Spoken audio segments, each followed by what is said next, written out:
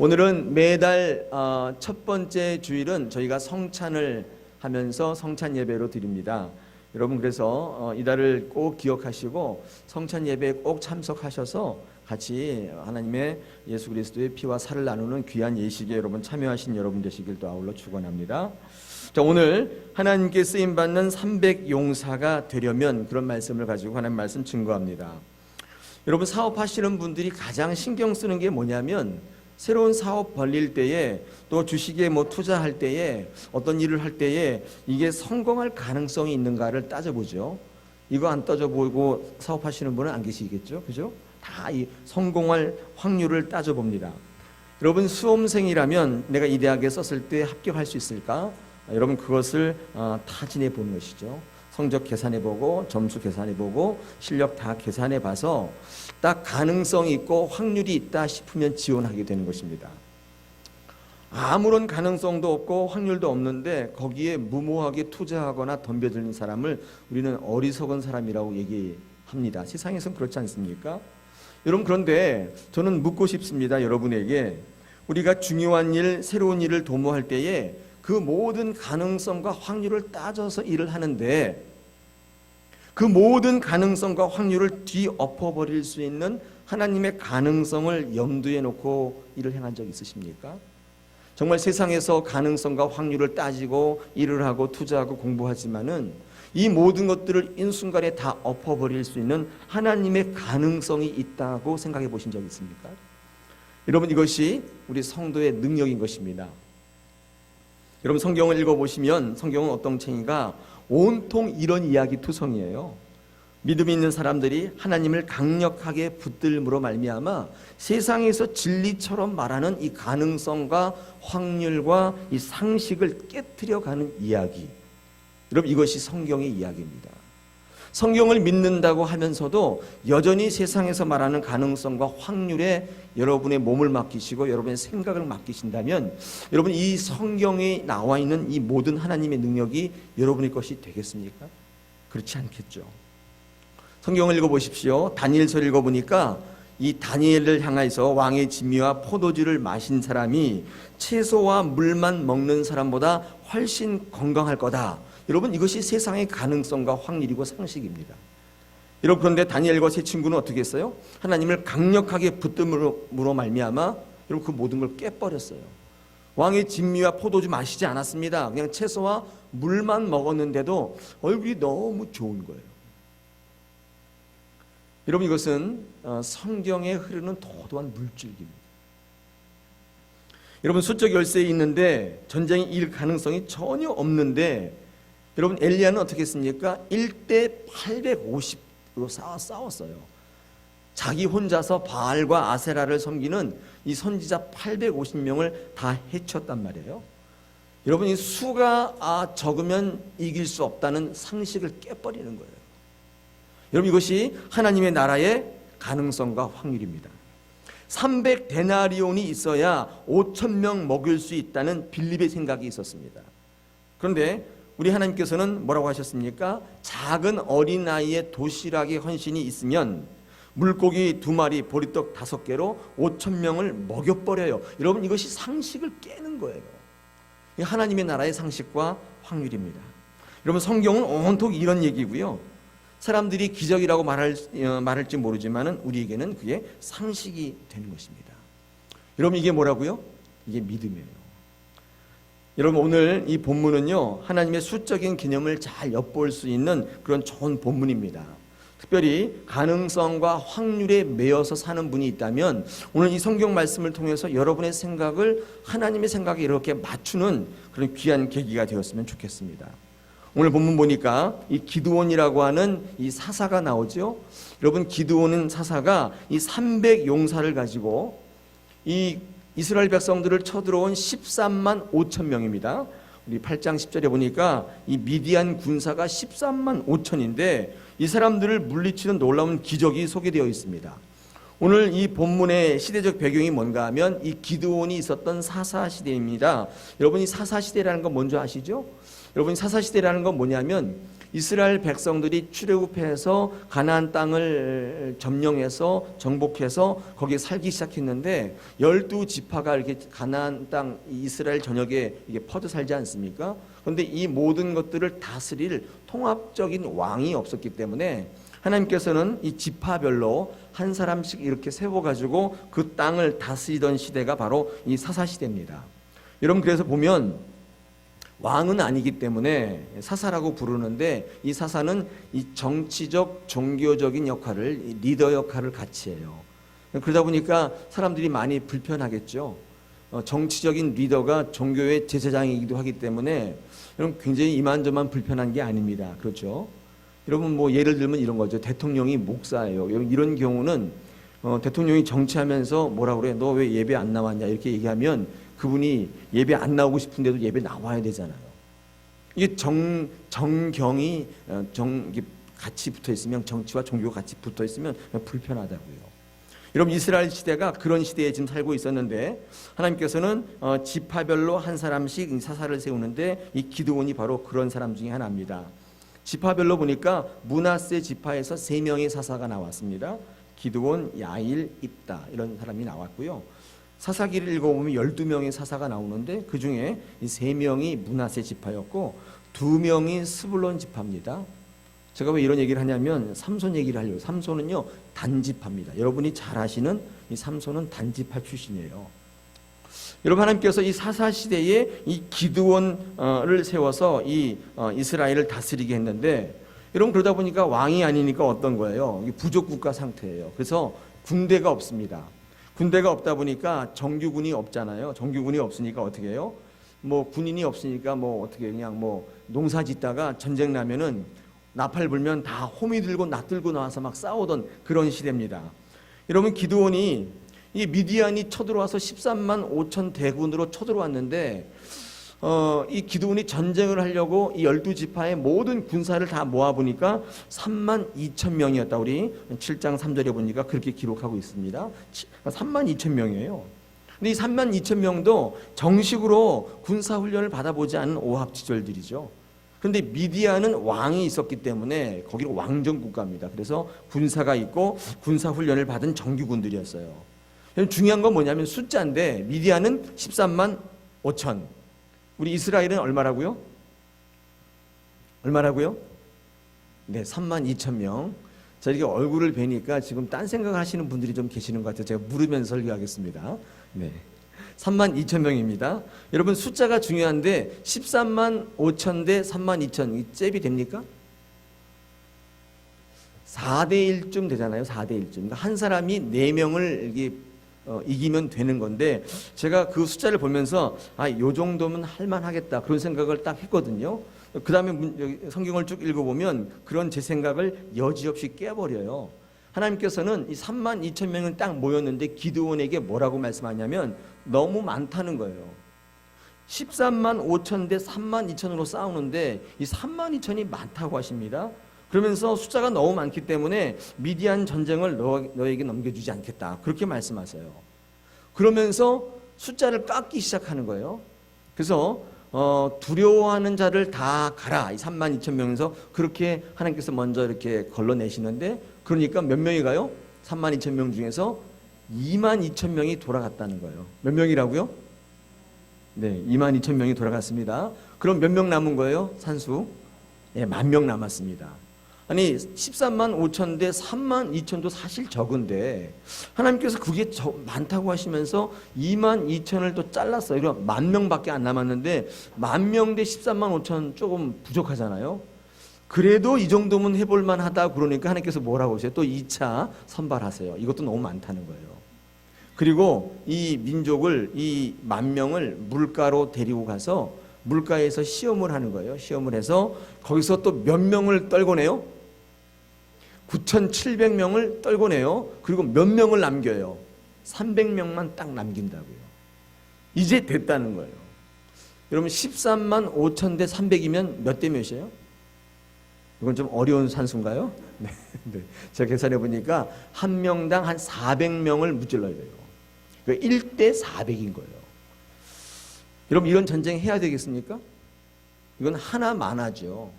여러분, 가능성과 확률로 봐서는 절대로 이길 수 없는 전쟁입니다. 하는 사람이 바보예요. 하면 안 되는 전쟁이고 해서도 안 돼요. 그런데 하나님은요, 300명이면 충분하다는 게 하나님의 생각이셨어요. 자, 이 300명, 우리가 주목해서 오늘 봐야 될 대목이 뭐냐면 이 하나님의 선발 기준입니다. 그러면 이 300명을 어떻게 뽑았냐는 거예요. 13만 5천과 맞서 싸울 하나님의 용사들은 어떤 사람이었는가? 여러분 궁금하지 않으십니까? 만약에 나라면, 내가 거기 섞여 있었다면 그 하나님의 인사 기준에 부합해서 300명으로 선발되었을까? 여러분 한번 생각해 보십시오. 300 용사로 뽑힐 것 같아요? 정말 하나님은 나를 들어서 쓰실까요? 오늘 우리가 이거 묵상할 제목입니다. 여러분, 하나님께서 300명을 뽑으실 때에 원칙이 있었는데 오늘 한 두 가지 정도만 같이 한번 여러분과 묵상하고자 합니다. 여러분, 하나님께서 첫 번째 사람을 들었을 때 어떤 사람을 들어 쓰신다고요? 어떤 사람을? 3절을 한번 보십시오. 3절에 뭐라고 되어 있습니까? 두려워 떠는 자는 어떻게 하라고요? 다 가라, 이렇게 되어 있습니다. 하나님께서 이 3만 2천 명 가운데에 첫째로 사람을 뽑아 쓰는 기준이 뭐냐면 두려운 사람은 쓰시지 않겠다는 거예요. 두려워하지 않는 사람은 다 가라는 거예요. 여러분, 그랬더니 2만 2천 명이 갔다 그랬잖아요. 그렇죠? 여러분, 3만 2천에서 2만 2천이 갔다면 몇 퍼센트가 간 거예요? 이것도 어려운 산수니까 제가 말씀드리겠습니다. 3분의 2 가량이 갔어요. 86%가 갔다고요. 여러분, 이 3분의 2라고 하는 숫자가 여러분 교회에서 자주 듣는 숫자예요. 그죠? 어떤 공동의회나 어떤 거 할 때 3분의 2 이상이 찬성해야 돼요. 그렇지 않으면 통과가 안 된다고요. 여러분, 이 3분의 2가 왜 정해진 숫자냐면 이 무리 가운데에 하나님을 섬기는 것처럼 보이지만 3분의 2는 가짜라는 거예요. 여기 지금 다들 경건한 척하고 앉아 계시지만 좀 이렇게 위협을 가하거나 어떤 내 피해가 있는 일이 있을 때 그러면 가시오, 집에 가시오. 조금 있으면 뭐 이런 일 때문에 여러분 경제적인 손해가 막심할 겁니다. 이제 빨리 집으로 돌아가시오. 그러면 몇 분이 간다는 거예요? 3분의 2가 집에 간다는 거예요. 의미상, 신령상 하나님을 모이고자, 하나님을 섬기고자 모였지만 내 인생에 불이익이 있다고 싶으면 가는 숫자가 3분의 2가 된다는 거예요. 여러분, 3분의 2에 속하실 거예요? 3분의 1에 속하실 겁니까? 한번 물어보실 필요가 있죠. 여러분, 그랬더니 2만 2천 명이 가버렸어요. 두려워 떠는 자는 하나님이 절대로 쓰시지도 않고 그와 함께 일하시지도 않겠다는 거예요. 여러분, 왜 두려워하는 자는 하나님 앞에 쓰임받지 못합니까? 두려움은 그 자체는 죄입니다. 두려움은요, 내 마음이 심약해서 생기는 게 아니에요. 두려움은 죄예요. 어떤 일이 두렵다 하시면 여러분 반드시 아셔야 돼요. 그 두려움을 캐고 그 밑바닥에 가면 죄가 도사리고 있어요. 죄가 웅크리고 있다고요. 내가 심약해서가 아니에요. 내가 약해서가 아니에요. 여러분이 죄인이기 때문에 그래요. 여러분, 창세기 3장 10절에 보니까 이 아담과 하와가 범죄하고 난 다음에 두려워 숨었나이다, 그렇게 성경은 증거합니다. 여러분, 죄를 짓고 나서 첫 번째 증상이 뭐냐면 두려워 숨는 거예요. 여러분, 일상생활 가운데 하나님을 향하여, 세상을 향하여, 사람들을 향하여 두려울 때 있죠. 여러분, 그럴 때 반드시 뭘 점검하셔야 돼요? 죄를 점검하시는 거예요. 여러분이 죄인이기 때문에, 죄를 갖고 있기 때문에 여러분 두려운 마음이 생겨요. 두려운 마음은 누가 줘요? 하나님이 주시는 게 아니에요. 사탄이 줍니다. 두려운 마음을 넣어줘서 여러분 그 두려운 마음을 갖고 있게 만들므로 말미암아 하나님을 볼 수도 들을 수도 없게 만들어요. 제가 설교 때 한번 이 본문 가지고 설교한 적이 있었는데, 두려움이 딱 들어오면 제일 처음에 딱 드는 그 증상이 눈이 멀고 귀가 딱 먼다 그랬죠. 어두운 골목길에 이렇게 밤에 가다가 뭐 괜찮았는데 갑자기 뭐가 부시럭거리면서 두려운 마음이 확 들어오면요, 그때부터 이상하게 눈이 멀고 귀가 멀어요. 그래서 이렇게 보는 것마다 다 치안처럼 딱 보이고, 그렇죠? 전봇대 옆에 쓰레기 봉투가 사람이 이렇게 웅크리 앉아 있는 것처럼 딱 보여요. 그래서 화들짝화들짝 놀라죠. 바람이 싹 부는데 그게 뭐로 들려요? 발자국 소리로 들린다고요. 그래서 괜히 뒤돌아보죠. 여러분 이런 증상이 왜 일어나냐면 두려움이 딱 들어오면 귀와 눈이 딱 멀어요. 여러분 영적으로 주는 두려움은요 하나님의 목소리도 하나님의 모습도 못 보게 만들어요. 여러분 이게 왜 중요하냐면 엉뚱한 짓을 하게 만든다 그 말이에요. 들리지 않고 보이지 않으면요 엉뚱한 일을 해요. 여러분 그렇게 해서 넘어지게 만드는 게 사단이 주는 두려운 마음이에요. 하나님은 죄와 공립하실 수 없어요. 두려워 떠는 자와 함께 일하시지 않는다는 거예요. 여러분 그래서 시편의 23편 같은 경우 제가 제일 좋아하는 시편인데 이 다윗의 시편을 한번 읽어보십시오. 특별히 4절을 읽어보면 이런 말씀이 있지 않습니까? 내가 사망의 음침한 골짜기를 다닐지라도 해를 두려워하지 않을 것은 뭐예요? 주의 지팡이와 막대기가 나를 안위하시나이다 이렇게 되어 있지 않습니까? 여러분 이 다윗이 사울의 이 칼과 창을 피해서 막 도망 다니는데 사망의 음침한 골짜기를 막 다닌다는 거예요. 여러분 그러면 이 다윗은 뭐라고 기도해야 됩니까? 이 사망의 음침한 골짜기 이것을 좀 없애달라고 기도해야 되지 않아요? 여러분 그런데 시편 23편을 읽어보면 이 다윗은 뭐라고 기도하는가? 사망의 음침한 골짜기를 없애달라고 기도하는 게 아니라 해를 당하지 않을까 하는 두려움을 없애달라는 거예요. 나를 건져달라고 기도하는 게 아니라 내가 사울의 손에 죽으면 어떡하나 그 두려운 마음을 없애달라는 거예요. 여러분 다윗이 깨달은 게 뭐예요? 아 사울이 나를 죽이는 게 아니로구나. 내가 죽는 건 뭐 때문이에요? 하나님을 믿지 못하고 하나님의 주의 지팡이와 막대기가 나를 안위하신다는 걸 믿지 못하고 늘 두려워서 떨고 있는 그 두려움 때문에 죽는 거예요. 하나님을 믿는 백성들은 절대로 상황과 조건이 나쁘기 때문에 망하지 않아요. 제가 말씀드리죠. 누가 뭘 붙들고 있어요? 주님께서 지팡이와 막대기로 우리를 안위하시고 그렇죠? 그것으로 우리를 지켜주신다는 생각이 있다면 절대로 죽지 않는다 그 말이에요. 경기가 나쁘고 부도가 나고 시험에 떨어졌기 때문에 죽는 게 아니에요. 그럼에도 불구하고 하나님께서 우리를 붙들고 계신다. 주의 지팡이와 막대기가 나를 안위하고 계신다. 여러분이 이 믿음이 있으면 절대 죽지 않는다는 거예요. 그러나 아무리 주의 지팡이와 막대기가 있어도 쓰러지고 넘어지는 사람이 누구냐? 이거 믿지 못하고 두려움에 떠는 사람이에요. 그분은 반드시 쓰러진다 그 말이에요. 여러분 그래서 우리는 언제나 하나님 앞에 쓰임받기 위해서 늘 하나님이 주시는 복을 누리며 능력 있는 삶을 살아가기 위해서 내 마음 가운데 시시때때로 찾아오는 두려움과 염려와 걱정 가운데 우리는 벗어나려고 애쓸 필요가 있어요. 기도하셔야 돼요. 여러분 이런 게 기도하셔야 돼요. 이런 거 가지고 기도하셔야 돼요. 돈 많이 벌게 이것도 기도할 내용이지만 정말 기도해야 되는 게 뭐냐면 하나님 앞에 이 두려움과 또 걱정과 염려 가운데 벗어나게 해달라. 여러분 기도하셔야 돼요. 두려움이 있는 분들은 하나님과 절대로 공립할 수 없어요. 하나님과 같이 갈 수가 없다는 거예요. 여러분 한번 오늘 이 아침에 여러분 마음을 한번 돌이켜 보십시오. 여러분 마음 가운데에 정말 두려운 게 뭐가 있어요? 뭐가 있습니까? 직장에서 정리해고될까 두려우세요? 왜 안 두렵겠어요? 두렵죠. 여러분 이번 달에는 매출이 안 올라서 애들 등록금도 못 댈까 걱정되시죠? 두려우세요? 예. 여러분 그 두려움은요 상황이 주는 게 아니라 누가 주는 거라고요? 사탄이 주는 거예요. 여러분 주의 지팡이와 막대기가 나를 안위한다는 사실을 꼭 믿으십시오. 하나님께서 다윗을 통해 그 시편을 통해 오늘 이 아침에 우리에게 주시는 말씀이에요. 두려워 떠는 것은 절대로 하나님의 뜻을 이룰 수가 없다는 거예요. 두 번째, 하나님께서 32,000명 가운데에 300명을 딱 추리는 두 번째 기준이 있습니다. 여러분 그 기준을 한번 여러분 또 보시겠습니다. 두 번째 하나님의 사람을 뽑는 인사의 원칙은 여러분 잘 보십시오. 먹고 사는 문제를 맡기는 사람을 쓰신다는 거예요. 한번 따라해 보겠습니다. 좀 조시는 분이 있는 것 같아요. 심령적으로 한번 따라하겠습니다. 먹고 사는 일을 맡기는 사람을 쓰신다. 한 번 더. 먹고 사는 일까지 맡기는 사람을 쓰신다. 네.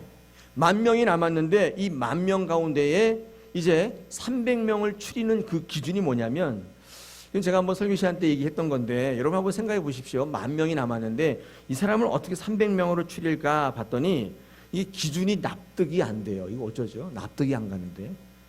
이 사람들을 다 물가로 내려오게 해서 어떻게 하냐면 물을 먹게 만드는 거예요. 물을 먹게 만드는데 무릎을 꿇고 먹는 자는 다 땡이에요. 이 기준이 조금 뭐하지 않습니까? 예를 들어 이런 기준이면 기도를 좀 시켜봐서 기도를 좀 잘한다든가 그러면 선발하고, 성경을 얼마나 읽었는지 뭐 좋은 기준이 많지 않습니까? 교회에서는 어떤 직분을 하고 있는지 뭐 이런 거 물어가지고 뽑으면 될 텐데, 그런 건 하나도 묻지 않고 물가로 내려와서 물을 마시게 하라는 거예요. 내가에서 물을 마시는데 무릎을 꿇고 물을 마시는 사람은 무조건 집을 가라. 넌 땡, 탈락이라는 거예요. 여러분 이게 여러분 이해가 되십니까? 이 기준이 이해가 돼요? 이해 안 되시겠죠? 저도 안 되는데, 그죠? 여러분 무릎을 꿇지 않고 어떻게 시냇가에 물을 마십니까? 어떻게 그냥 확 다이빙해서 이렇게 엎드려서 먹습니까? 아니면 누워서 이렇게 먹어요? 어떻게든지 먹으려면은 무릎을 꿇어야 되잖아요. 이렇게 허브로 뜨든지 간에 뭐 하든지 간에. 참으로 이해되지 않는 기준으로 하나님께서는 300명을 뽑는 거예요. 여러분들 오늘 성경 본문 6절, 5절과 6절을 읽어보면 공통되게 나오는 이 반복되는 내용이 무릎을 꿇다는 거예요. 그죠? 무릎을 꿇다. 그리고 4절에서 하나님께서 아직도 사람이 많기 때문에 내가 시험하겠다 그렇게 말씀하시면서 이 말도 안 되는 원칙을 내비춰 주시는 거예요. 어떻게 시험하시는가? 무릎을 꿇고 먹는 자는 탈락이고, 무릎을 꿇지 않고 뻐정다리로 먹는 사람, 질질 흘리면서 먹는 사람은 그 사람은 합격이다. 이 말도 안 되는 얘기를 하셨다는 거예요. 하나님께서는 왜 이런 이야기를 하셨을까요? 여러분 이 인사의 원칙, 사람을 뽑는 원칙에 중요한 기본이 들어 있습니다. 여러분 이스라엘 백성들은 태어나면서부터 무릎을 꿇지 않기로 교육받은 사람들이에요.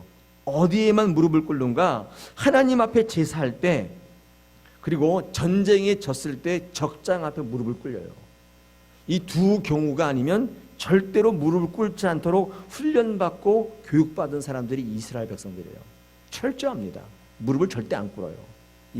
무상들 앞에 안 꿇습니다. 여러분 이것이 그들의 신앙이죠. 왜요? 여러분 무릎을 꿇으면 이익되는 일이 참 많아요. 그런데 하나님 앞이 아니면 난 절대로 무릎을 안 꿇겠다는 거예요. 여러분 그들이 철저하게 그 신앙 가지고 살아갔기 때문에 사실은 2000년 동안 나라가 없어 유리방황했지만, 여러분 지금 이스라엘이 딱 나타났잖아요. 1948년에. 여러분 이거는 기적이죠. 기적. 어떻게 그 민족들이 흩어지지 않고 그 명맥을 유지할 수 있었나? 많은 민족학자들이 뭐라고 얘기했냐면 그들이 하나님을 향한 신앙의 절개, 절대로 무릎을 꿇지 않는 거예요. 근데 어떤 일이 있었냐면요, 이스라엘 백성들이 가나안 땅에 딱 들어왔는데, 가나안 땅에 딱 들어오니까 만나가 딱 끝이고 농사를 지어야 먹고 사는 일이 있는 거예요. 근데 농사를 열심히 지었는데 비가 안 오는 거예요. 비가 안 와. 그런데 옆 동네를 보니까 거기 바알과 아세라의 우상을 섬기는 동네는 막 제사를 지내니까 비가 오는 거예요.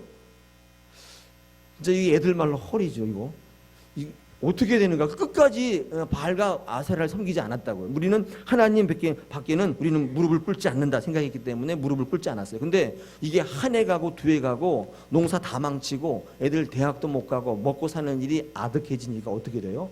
그 동네에 가서 기웃거리는 거예요. 한 사람씩 두 사람씩 바알과 아세라에게 무릎을 꿇는 거예요. 꿇었더니 비가 오는 거예요. 여러분 그래서 이게 시간이 좀 지나가니까 어떤 일이 됐냐면, 아하, 먹고 사는 일 때문에 아세라와 바알에게 무릎 꿇는 건 그건 우상 숭배가 아니야. 하나님도 이건 어찌할 수 없는 문제. 하나님 내게 떡을 줘, 밥을 줘. 내가 무릎 꿇고 비가 와서 이 농사를 져서 우리 자녀들 교육시키고 내가 먹고 사는 거, 이거는 먹고 사는 일이기 때문에 이거는 죄가 아니야. 이렇게 생각하는 생각들이 들어왔다는 거예요. 여러분 그래서 이스라엘 백성 가운데 먹고 사는 것 때문에 바알과 아세라에게 무릎 꿇는 것을 죄라고 여기지 않는 풍토가 생겨나기 시작했어요. 여러분 이것은 4, 5천 년 전의 이야기가 아니라 이 시대에 살아가는 우리들의 얘기예요. 우리들도 그런 경향이 있잖아요. 제가 목회하다 보면 먹고 사는 일은 제가 간섭할 수가 없어요. 교회 나오라고 계속 강조하는데 사람들이 교회 안 나오는 이유를 가만히 들어보면 직장 때문이고 먹고 사는 일 때문에. 그거 어떻게 하겠어요? 제가 그분 돈을 벌어드릴 수도 없는데 그럼 할 말이 없어요. 저도. 여러분 그런데 꼭 기억하십시오. 먹고 사는 일까지 맡기셔야 돼요. 그것은 하나님이 손댈 수 없는 분이기 때문에 이건 내가 해야 한다. 여러분, 이것이 불신앙입니다. 여러분, 오늘께서 하나님께서 300명 용사를 뽑아내는데 두 번째 원칙이 뭐냐면 이 무릎을 꿇지 않는 건데, 여러분 이때 여러분 시험하리라는 4절에 여러분 그 시험이라는 단어가 굉장히 중요하다고 제가 설교했습니다. 여러분 시험이라고 하는 단어가 여러분 이 히브리 말로 차라프라고 하는 차라프, 여러분 이 차라프라는 단어가 이 테스트란 뜻도 있지만 여러분 성경을 이렇게 렉시콘을 찾아보면 이 히브리 단어의 차라프의 뜻은 이 연단하다의 뜻이 있고요. 특별히 순수하다라는 뜻이 있는데 이 연단하다라는 뜻이 뭐냐면 이런 거예요. 이게 용광로에서 금이나 은을 세공할 때 여러 번 반복해서 두드리고 또 시켰다가 두드리고 시켰다 그러지 않습니까? 영어로 이 세공하다 뭐 연단하다 할 때 골드 스미스라는 말을 쓰는데, 여러분 그래서 이 금을 얻기 위해서 그 물질을 물에 넣었다가 뺐다 계속 두들기고 또 여러 번 반복하는 거 있지 않습니까? 여러분 이게 차라프예요. 여러분 이것을 여러 번 반복하면 뭐가 나와요? 정금이 나오는 것입니다. 여러분 정금을 얻고자 할 때 반복해서 끓이고 두드리는 거, 여러분 이것이 차라프인데, 여러분 테스트란 말로 쓰였기보다는 여기 내가 너를 시험할 때 이 시험은 이 차라프라는 단어예요. 여러분 이 차라프라고 하는 단어를 이해할 때 가장 주목해서 보아야 될 이미지가 뭐냐면 반복입니다. 반복. 내가 그들을 시험하리라 라고 할 때 그들을 테스트하리란 뜻도 있지만 그들을 내가 반복해서 보았다는 거예요. 여러분 이게 무슨 말이에요? 이런 거예요. 여러분 태어날 때부터 다른 신에게는 무릎을 꿇지 않는다고 배웠지만 먹고 사는 일 때문에 늘 바알과 아세라에게 습관적으로 반복적으로 무릎을 꿇은 사람들은 여러분 그때 물 먹을 때 어떤 자세가 나와요? 어떤 자세가 나와요? 여러분 이 무릎 꿇는 일이 절대로 안 된다. 머리에 딱 박혀 있는 사람은요, 아무리 긴장이 풀리고 아무리 목이 말라도 절대로 무릎을 딱 꿇지 않아요. 여러분 한번 해보십시오. 이게 어디 보시면 아시냐면 여러분 가정에 아이를 식사 예절을 한번 가르쳐 보면 알아요. 애들 앞에서 이렇게 얘기하잖아요. 어른들 숟가락 들기 전에 절대 밥 먹으면 안 된다 이렇게 가르치잖아요. 그런데 엄마 아빠랑 먹을 때는 항상 엄마 아빠가 눈치 봐요. 교육이 잘 된 아이들이 이렇게 하잖아요. 그죠? 절대로 엄마 아빠가 숟가락을 안 들면 절대 밥을 안 먹습니다. 잘 배운 애들이 그렇죠.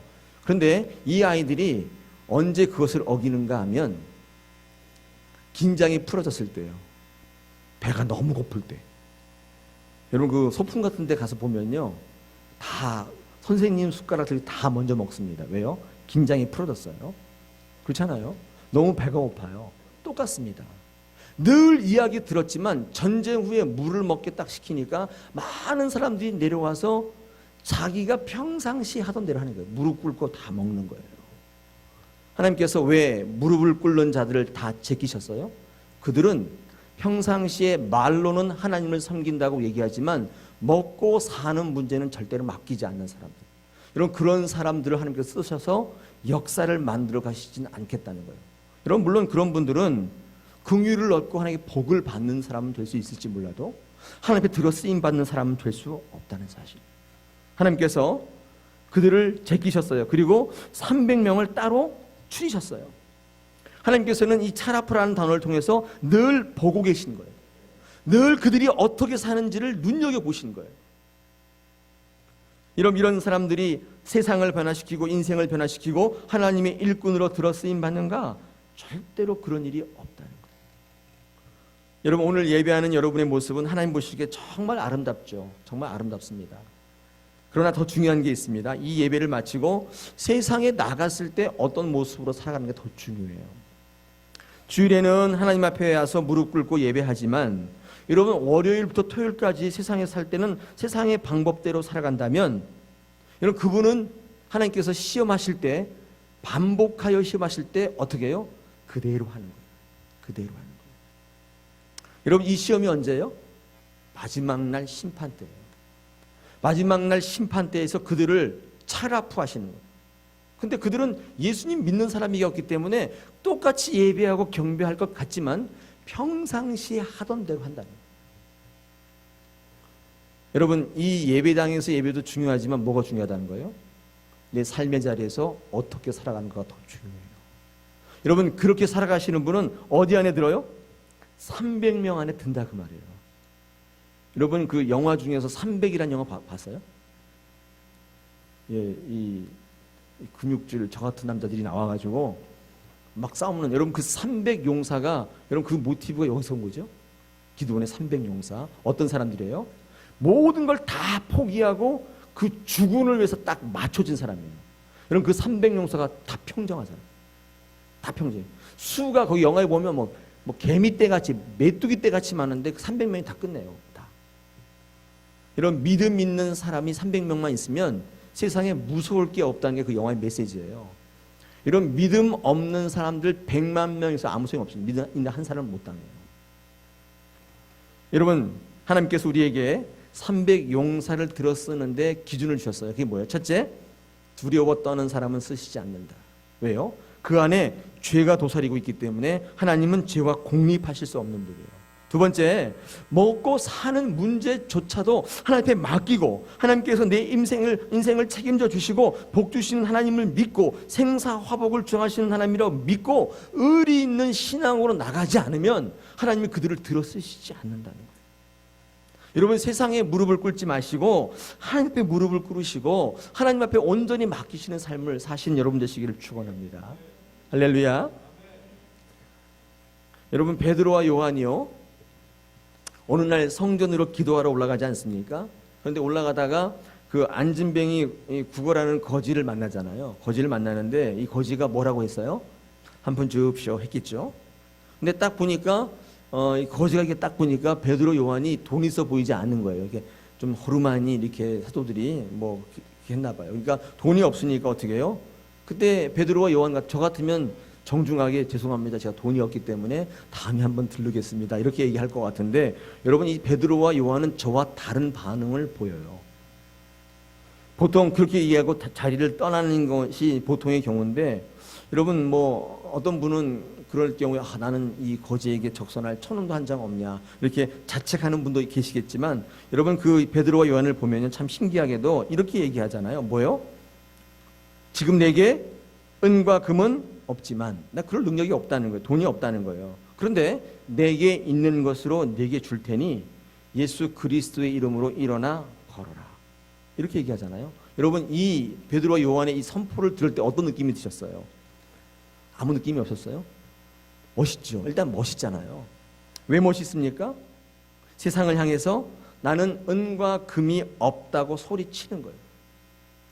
제가 왜 이야기를 하냐면 많은 분들 가운데 내가 은과 금이 없다는 사실로 주눅 들어요. 그래서 그 일 때문에 아무것도 안 하시는 분이 있어요. 베드로 요한은 은과 금이 내게 없다고 당당하게 소리치면서 내가 내게 특별한 것을 주겠다. 내게 있는 예수 그리스도의 이름을 주겠다. 그 이름을 의지해서 일어나 걸어라. 여러분 이렇게 선포했더니 그 안진뱅이가 어떻게 했다는 거예요? 벌떡 일어났다는 거예요.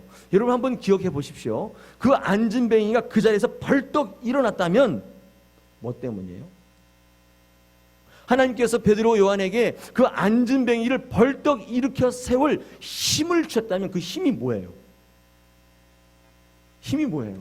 여러분 그 힘은 내게 아무것도 없지만 하나님이 나와 함께하면 너를 일으켜 세울 수 있다는 확신이에요. 여러분 그 확신이 능력인 거예요.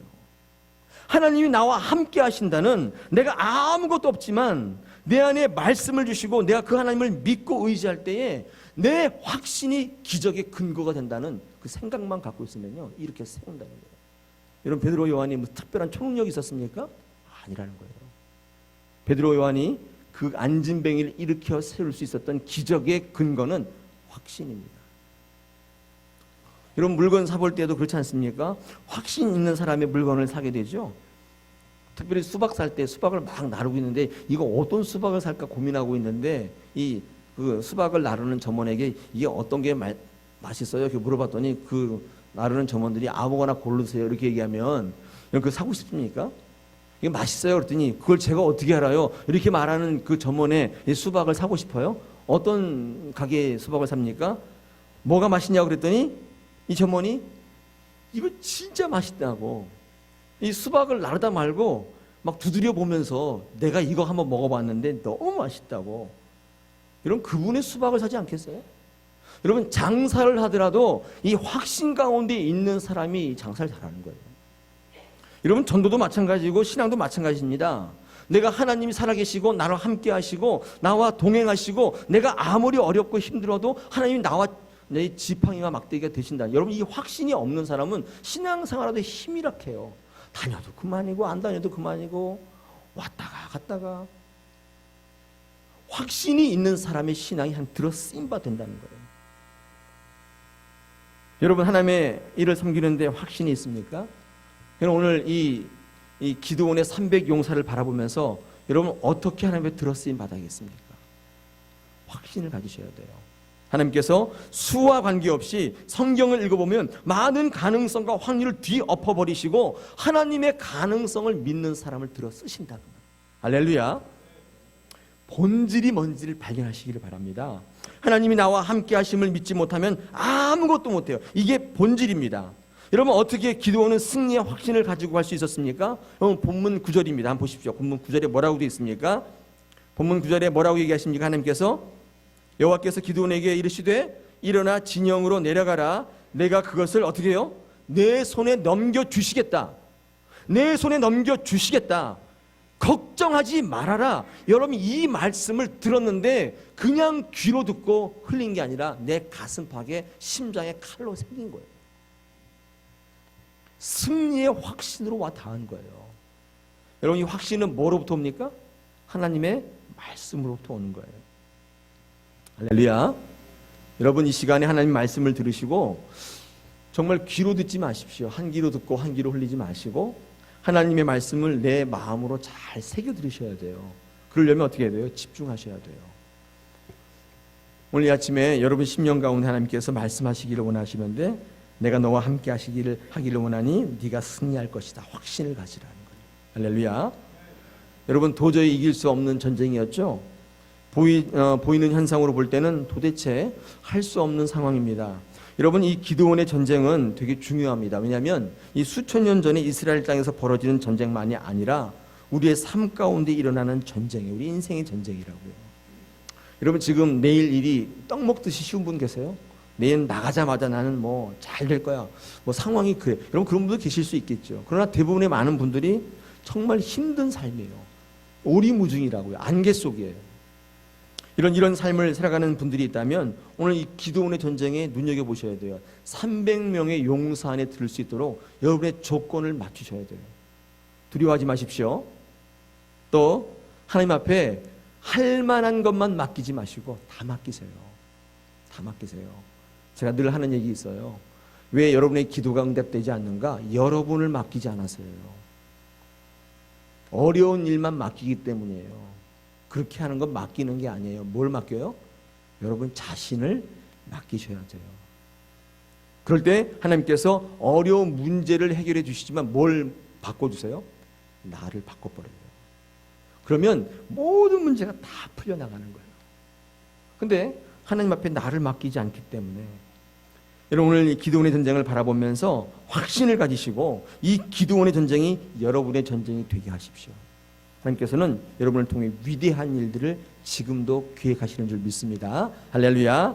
다가온 한 주간도 말씀으로 승리하는 여러분 되시기를 축원합니다.